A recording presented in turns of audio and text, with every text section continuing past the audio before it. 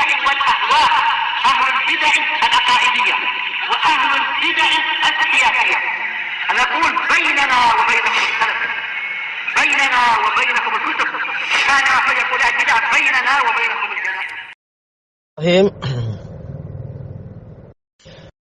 Rasulullah Shallallahu Alaihi Wasallam mengatakan, "Sawwu sufufakum, fa inna taswiyatas sufuf min iqamatis shalah." Luruskan, sempurnakan barisan-barisan kalian, karena sesungguhnya meluruskan atau menyempurnakan barisan itu adalah termasuk dari kesempurnaan sholat. Nabi menyebutkan secara mutlak dan secara umum as-shalah, bukan hanya awal sholat, tetapi umum. Apakah sholat itu hanya di awalnya? Tentunya dimulai dari takbiratul ihram dan diakhiri dengan salam. Jadi sepanjang itulah mestinya dilakukan. Rasulullah Shallallahu Alaihi Wasallam mengatakan, la tusawwunna sufufakum aw la yukhalifannallahu baina wujuhikum aw baina qulubikum. Sungguh benar-benar kalian itu meluruskan barisan-barisan kalian, atau benar-benar Allah itu akan mencerai-beraikan, menjadikan berselisih wajah-wajah kalian, atau yaitu hati-hati kalian. Rasulullah mengatakan sufufakum, yaitu apa? Peristiwa di sepanjang sholat. Karena kalau tidak, apa gunanya kita disuruh untuk berbaris dengan rapi di belakang imam, kalau ternyata itu hanya di permulaan saja ketika imam mengawasi dan melihat. Ketika imam sudah tidak lagi mengawasi dan tidak lagi melihat, maka kita tidak perlu lagi berbaris dengan lurus. Thayyib. Dan apakah Rasulullah hanya membatasi bahwasanya yang terancam dengan perselisihan hati itu hanyalah di awal-awal shaf saja, di awal-awal sholat? Tentunya tidak, tapi di sepanjang sholat. Maka mestinya itu dilakukan dari awal sampai akhir, walaupun tidaklah sampai kemudian berlebihan atau sampai memberat-beratkan diri melebihi kemampuan, tidak sampai demikian insyaallah, tetapi berusaha. Demikian pula Rasulullah Shallallahu Alaihi Wasallam mengatakan, ala tusawwuna sufufakum kama ala tasufuna kama yasuful malaikatu baina yadayillah.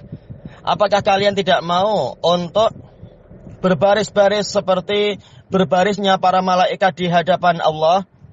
Baik, apakah malaikat itu hanya berbaris rapi ketika awal-awal sholat, di tengah-tengahnya kemudian mereka berani untuk bersikap sembarangan, bersikap tidak peduli dengan kerapian? Tentunya tidak demikian. Menunjukkan ini adalah berlaku dari awal sampai akhir.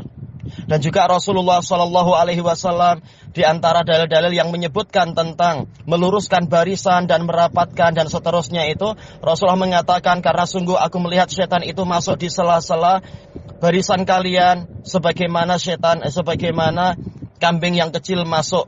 Tayyib, apakah kita dijamin oleh setan bahwasanya dia hanya masuk itu di awal-awal sholat, adapun di tengah-tengah sholat setan tidak lagi bahwasanya setan menjamin kita di tengah sholat dia tidak mengganggu, tidak menimbulkan kekacauan, tidak merusak kekhusyuan. Demikian pula di akhir-akhir sholat kita dijamin oleh setan untuk setan itu tidak mengganggu? Tentunya tidak demikian. Tapi kalam Nabi itu bersifat umum. Gangguan setan itu mengancam setiap saat, di awal sholat, di tengah sholat, sampai di akhir sholat. Karena tidak ada jaminan dari setan, dia hanya mengganggu di awal-awal. Maka mestinya perintah Nabi dan peringatan Nabi ini kita taati dari awal sampai akhir, sebagai bentuk kehati-hatian, kewaspadaan, dan sebagai bentuk pengamalan ilmu usul fikih dan ilmu tafsir yang jelas bahwasanya sholat itu mencakupi sejak dari takbiratul ihram sampai salam. Maka perkara-perkara yang terkait dengan iqamatus shalah, menegakkan sholat, juga dilakukan dari awal sampai akhir. Bukan hanya menegakkan sholat di awal-awal, tapi di tengahnya tidak lagi menegakkan sholat, dan di akhirnya sholat tidak lagi ditegakkan. Sementara Nabi sudah mengatakan, maka sesungguhnya merapikan barisan itu termasuk dari iqamatis shalah, termasuk dari menegakkan sholat. Menunjukkan ini adalah wajib. Sebagaimana di awal wajib, mestinya di tengah dan di akhir juga wajib. Karena semuanya adalah dinamakan sebagai sholat.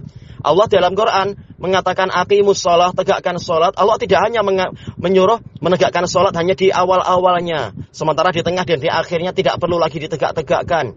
Tidak perlu lagi dipenuhi rukun dan syaratnya, tidak perlu lagi diperhatikan dan dipenuhi rukun-rukun dan kewajiban-kewajibannya. Tentu tidak demikian. Tapi dari awal sampai akhir, itulah yang benar. Tayyib.